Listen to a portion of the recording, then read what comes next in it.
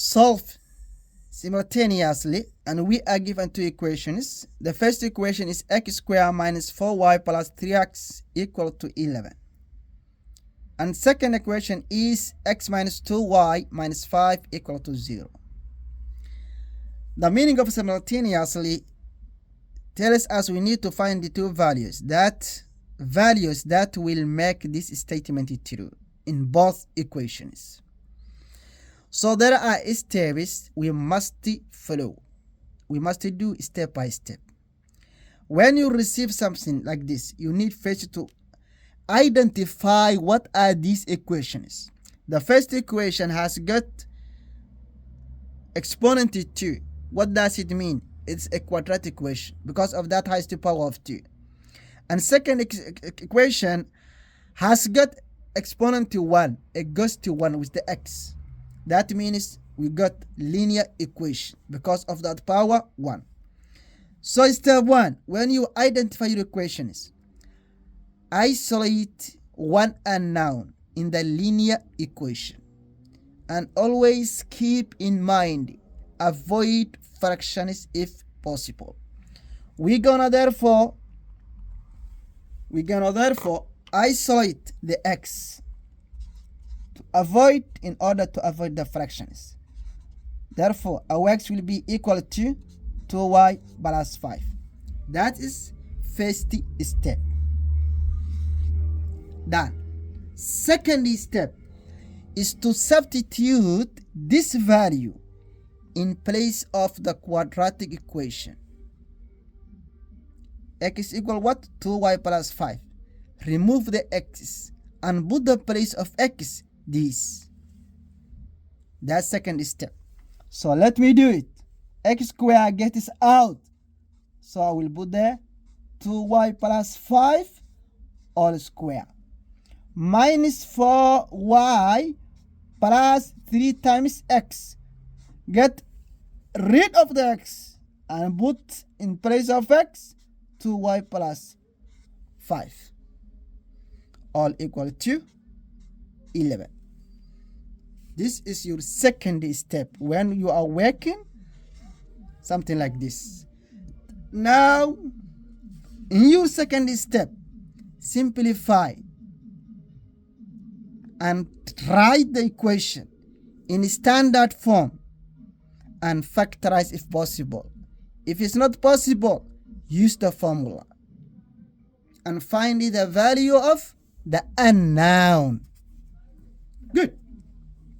Let's go. Therefore, let's expand the bracket. 2y plus 5 times 2y plus 5 plus this. Let me get rid of this bracket by multiplying the 3 both terms inside the bracket. 3 times 2y, 6y. 3 times 15, 3 times 5 plus 15. Well done. All equal to 11. Let that stay the right side until we finish the left side. Okay. Let's get rid of this bracket. Binomial times binomial. That means we need to multiply. We need to multiply each term in the first bracket by each term in the second bracket. Well, 2y times 2y gives us 4y squared. 2y times plus 5 gives us 10y. Okay, 5 times 2y gives us 10y. Okay, 5 times 5 gives us 25 plus 6y plus 15 all equal to 11. Now we need to collect it like terms. The 4y square comes down itself, no problem. Plus 10y plus 10y plus 6y. Wow, don't forget there's minus 4y. I did not bring it down. Okay. Minus 4y. So 10y is 20y, 6y is 26y, and minus 4y add up to plus 22y. Plus 22y. Okay. 25 and 15 add up to 40. Now, let's get this 11 rid by subtracting 11 from both sides. Therefore, this simplifies to 0, because we need to rewrite this in standard form. And this simplifies to 4y squared plus 22y plus 29. If you subtract the 11 from 40, we get 29 equal to 0. Now we did write the equation in standard form, so we need to find the value to factorize. It's not possible here, so we're gonna use the formula to find the value of y. This is the final stage. This will be the final stage. The formula is minus b plus minus square root of b square minus 4ac all over 2a. We have three letters here, a, c, and b. We need to identify from the equation. The first coefficient of y square is 4. That's our a. Okay, and the coefficient of y is 22. That's our b. And the constant term is 29. And that's our c. Okay, let's bring it down now, the formula. 22 will be minus 22 plus square root of 22 all square minus 4 times, what's the value of a? Is 4. 4 times 4. What's the value of c? 29 times 29 all over 2 times a, which is 2 times 4. Now, don't forget to put here plus minus. Okay. Now let's simplify all together. 22 square is 484. 4 times 4 times 29 is 464. 484 minus 464. This simplifies to 20.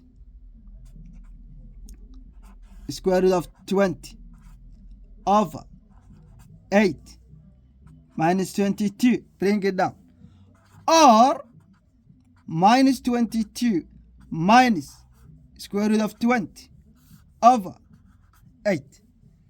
Now let's simplify. Minus 22 plus square root of 20 divided by 8. Rounding off.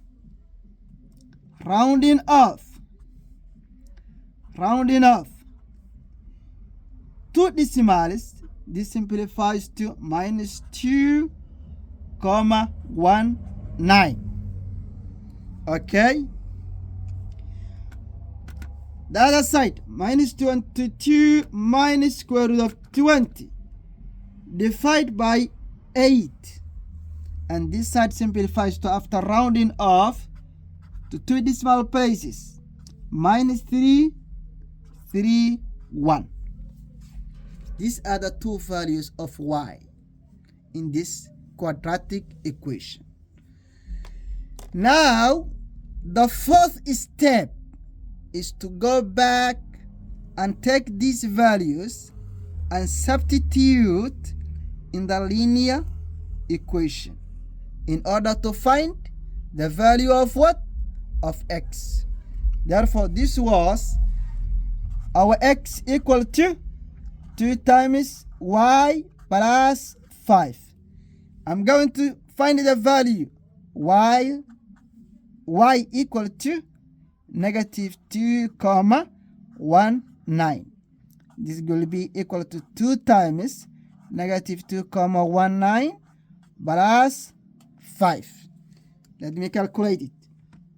2 times minus 2 comma 1 9 plus 5. This gives me the value of x, which is 0.62. Now let's find the value of x when y equal to negative 3.31. And let's say x equals 2y plus 5. Substitute in place of y minus 3.31 plus the 5. Let's calculate. 2 times minus 3.31 plus 5. This simplifies. This gives us minus 1.62. Now you did find the value of the x. The final step is to write down the solution. To write down the solution. Okay. X, y. Therefore, our solution is, let's write first the smallest value of x in the first bracket, minus comma 6 2 with the value of corresponding y value minus comma 3 1. Okay, and